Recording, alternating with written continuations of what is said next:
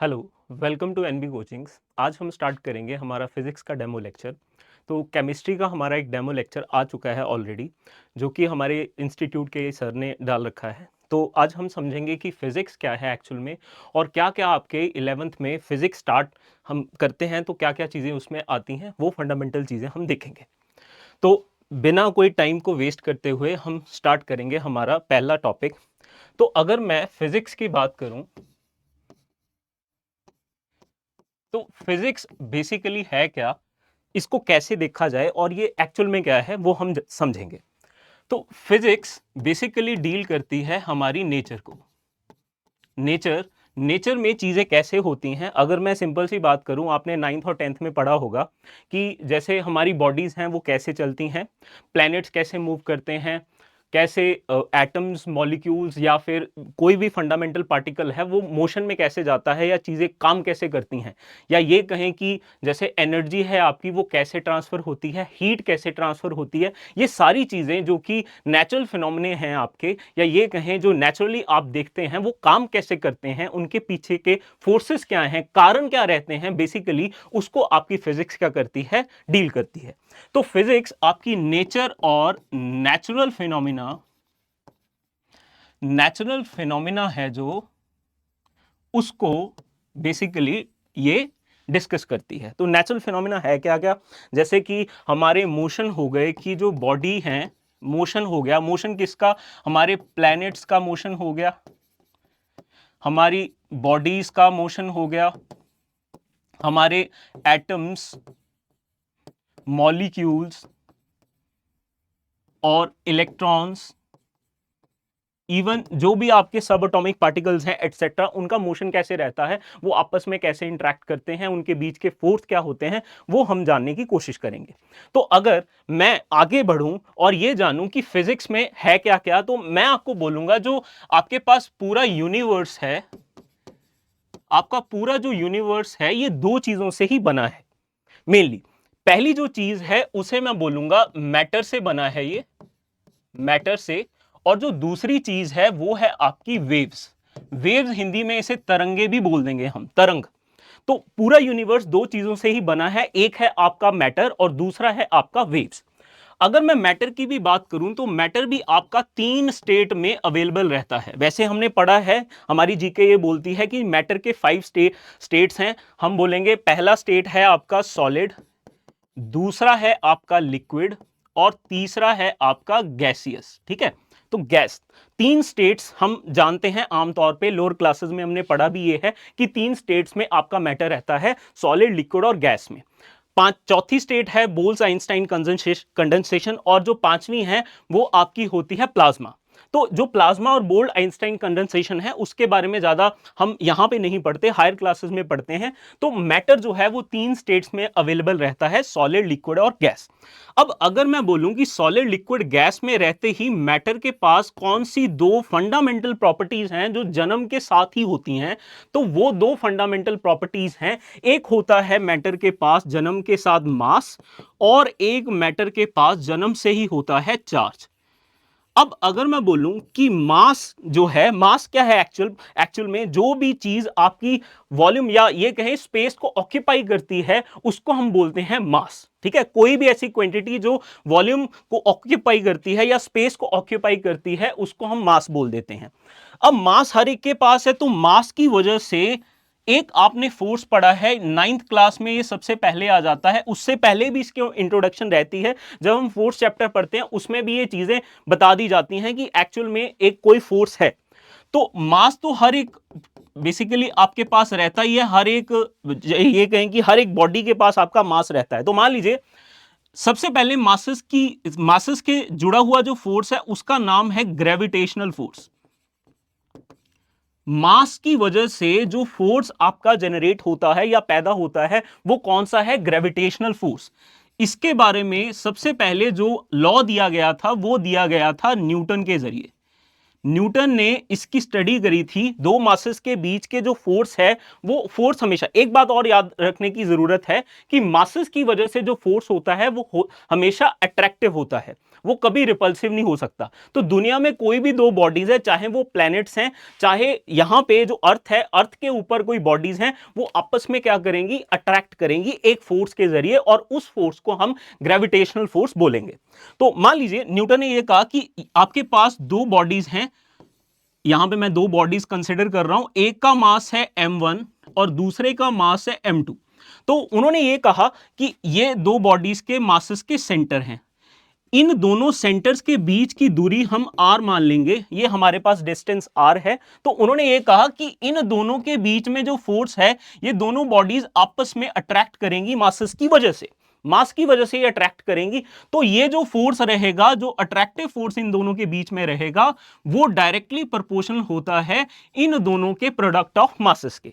मतलब कि अगर हम जितना बड़ा मास देखेंगे, कितनी दो बड़ी बॉडीज के बीच में हम उनके मास की बात करेंगे, तो उनके बीच का जो फोर्स होगा वो भी ज्यादा होने वाला है। एग्जांपल के तौर पे अगर मैं ये बोलूं कि जैसे जो हमारा मून है वो अर्थ के अराउंड कैसे मूव कर रहा है, तो मून को अर्थ के साथ जोड़ने वाला जो फोर्स है वो आपका ग्रेविटेशनल फोर्स है। हमारा प्रश्न यहां पे ये भी बनता है कि अगर दुनिया में हर एक बॉडी दूसरे को अट्रैक्ट कर रही है मास की वजह से, तो क्यों जो अर्थ के ऊपर बॉडीज हैं वो एक दूसरे को अट्रैक्ट करके जुड़ नहीं जाती? उसका कारण भी अभी हम जानेंगे। तो ये जो एफ है वो मासेस के प्रोडक्ट के डायरेक्टली प्रोपोर्शनल है, और जो फोर्स ऑफ अट्रैक्शन है वो इनवर्सली प्रोपोर्शनल होता है square of the distance between them. अब अगर मैं ये दो फैक्टर्स को इकट्ठा कर दूं तो आपके पास एफ आ जाएगा, F directly proportional to m1 m2 by R square.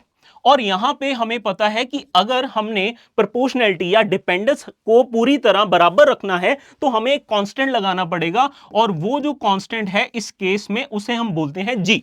जी जहां पे ग्रेविटेशनल कांस्टेंट कहलाता है, ठीक है, क्या कहलाता है? Gravitational constant. तो जी को हम बोलते हैं ग्रेविटेशनल कांस्टेंट, ग्रेविटेशनल कांस्टेंट बोलते हैं।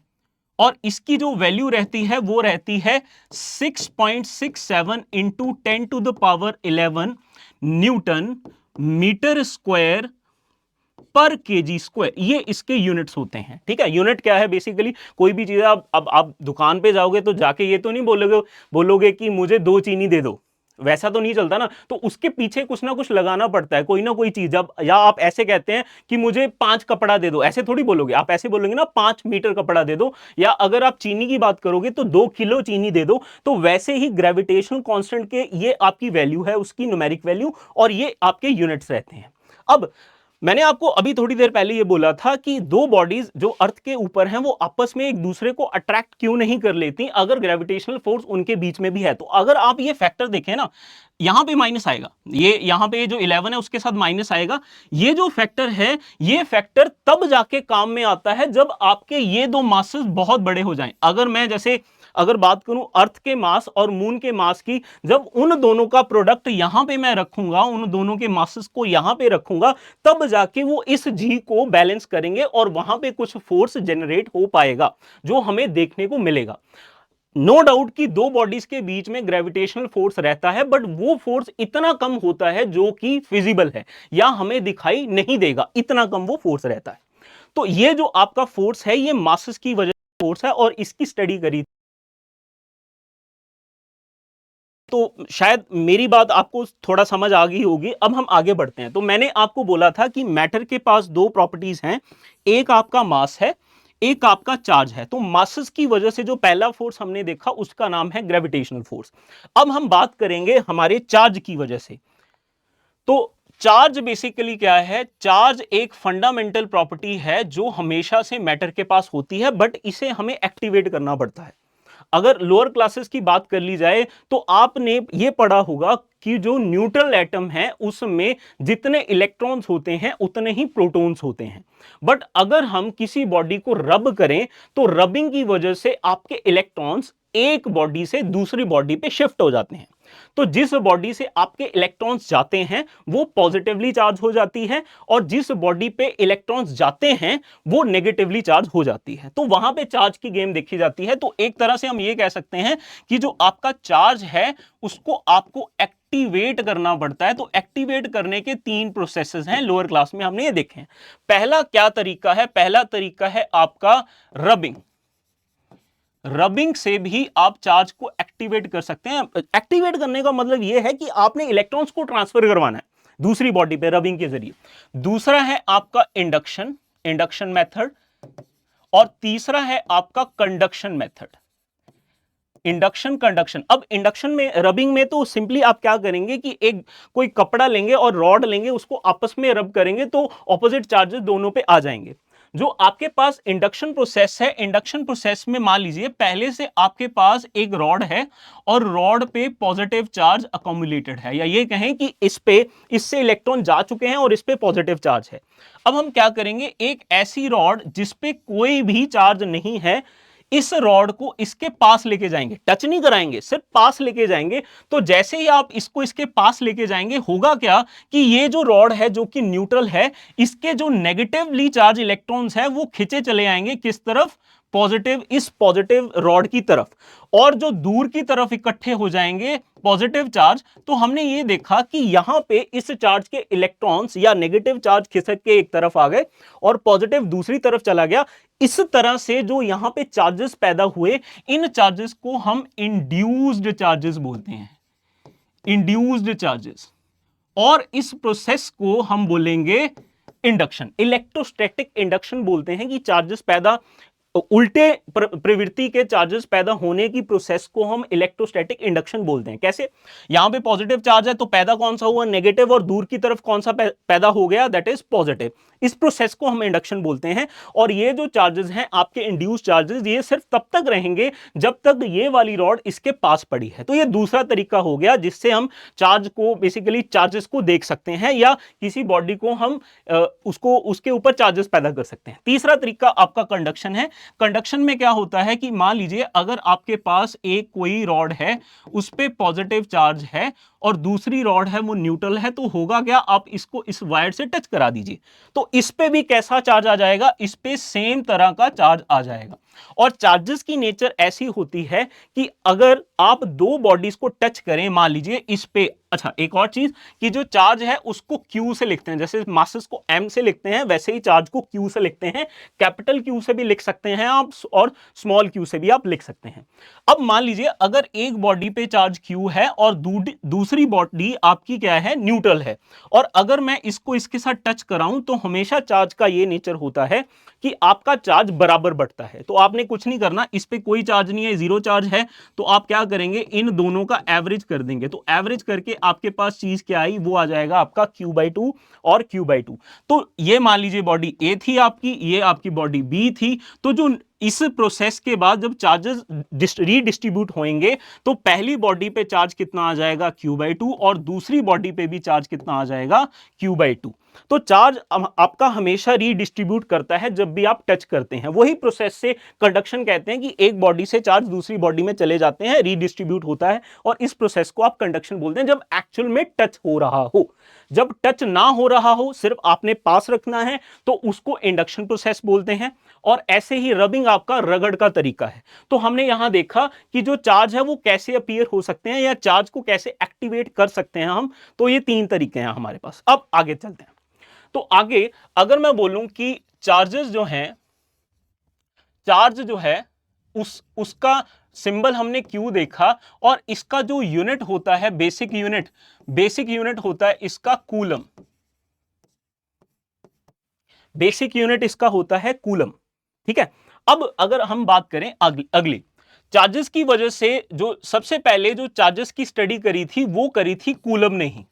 तो इन्हीं के नाम पे इसका यूनिट रख दिया गया है, पैमाना रख दिया गया है। कूलम ने ये बताया कि आपके पास, अच्छा उससे पहले हम ये जानना जरूरी समझेंगे कि फोर्स की बात बाद में करेंगे या कूलम्स लॉ की बात बाद में करेंगे। पहले ये जानेंगे जो चार्ज होता है वो दो तरह का होता है, एक पॉजिटिवली चार्ज, एक नेगेटिवली चार्ज। उससे पहले ये जानना जरूरी है, जो आपने बचपन से ये फील किया है कि अगर दोनों पॉजिटिव चार्ज होंगे तो वो आपस में क्या करेंगे, वो रिपेल करेंगे, दूर की तरफ जाएंगे। और अगर दोनों नेगेटिव चार्ज होंगे तो वो क्या करेंगे, वो भी एक दूसरे को रिपेल करेंगे और दूर की तरफ जाएंगे। बट अगर दो आपके चार्ज, एक पॉजिटिव होगा एक नेगेटिव होगा, तो वो दोनों आपस में अट्रैक्ट करेंगे। तो जो फोर्स होता है चार्जेस की वजह से, वो अट्रैक्टिव भी हो सकता है और वो रिपल्सिव भी हो सकता है। जब भी सिमिलर चार्जेस होंगे तो वो रिपल्सिव होएगा, और जब ऑपोजिट चार्जेस होंगे वो अट्रैक्टिव होएगा। चलो अब ये देखते हैं। अब मान लीजिए कि आपके पास दो चार्जेस हैं, एक पहले चार्ज को मैं Q1 बोल लेता हूं और दूसरे चार्ज को मैं Q2 बोल लेता हूं, और इन दोनों के बीच में डिस्टेंस है आपका R। कूलम ने एक बात और देखी थी कि ये जो चार्ज है इनको बड़ा नहीं लिया उन्होंने इसको पॉइंट चार्जेस लिया है, पॉइंट चार्जेस उन्होंने इसको कंसिडर किया था। ठीक है, चार्जेस इन्होंने कंसिडर किया था। अब उन्होंने बोला अगर मान लीजिए ये दोनों पॉजिटिव चार्ज हैं, आपका पहला चार्ज भी पॉजिटिव है दूसरा भी है, तो ये दोनों एक दूसरे को रिपेल करेंगे एक फोर्स से।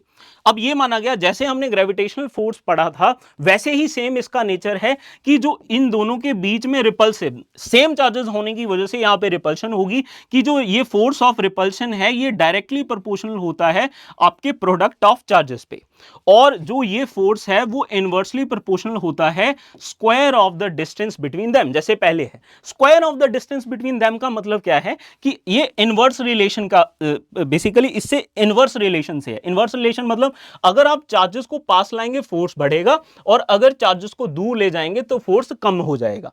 अब दोबारा से अगर हमने ये प्रोपोर्शनैलिटी हटानी है, या मैं इसको कंबाइन करके लिखूं दोनों को, तो आपके पास F आ जाएगा Q1 Q2 बटे R स्क्वायर, और प्रोपोर्शनैलिटी हटाने के लिए हमें एक कांस्टेंट लगाना पड़ेगा, तो मैंने यहां पे एक K लगा दिया, कांस्टेंट ऑफ प्रोपोर्शनैलिटी, और ये आ जाएगा Q1 Q2 बटे R स्क्वायर। यहां पे ये जो K है this is constant of proportionality, और इसकी जो वैल्यू होती है numeric that is 1/4 pi epsilon not. और अगर मैं नंबर में इसकी वैल्यू लिखूं तो नंबर में इसकी वैल्यू होती है 9 इंटू 10⁹ न्यूटन मीटर स्क्वायर पर कूलम स्क्वायर। अगर आप ग्रेविटेशनल फोर्स के यूनिट देखें तो वो थे न्यूटन मीटर स्क्वायर पर केजी स्क्वायर।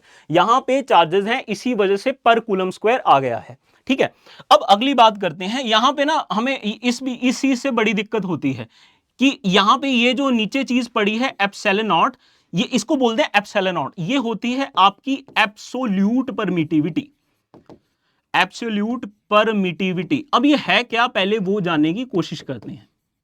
एब्सोल्यूट परमिटिविटी होता क्या है कि अगर मान लीजिए आपने ये दो चार्ज हवा में रखे हैं और इनके बीच में एयर है, तो इनके बीच में जो फोर्स होगा वो अलग होगा या उसकी वैल्यू अलग होगी। और अगर मैं यही दो चार्जेस को, ये जो Q1 Q2 थे, इनके बीच में मैं वाटर रखूं, या ये कहूं कि इन्हीं दो चार्जेस के बीच में मैं फोर्स देख रहा हूं, बट अब मेरा मीडियम हवा के बजाय क्या है, वो पानी है, देन इनमें जो होने वाला फोर्स है, ये एयर के लिए मैं A लिख दूंगा और वाटर के लिए W लिख दूंगा, तो आप ये पाएंगे कि वाटर में ये फोर्स क्या होगा, वो कम होगा, और एयर में ये फोर्स ज्यादा होगा।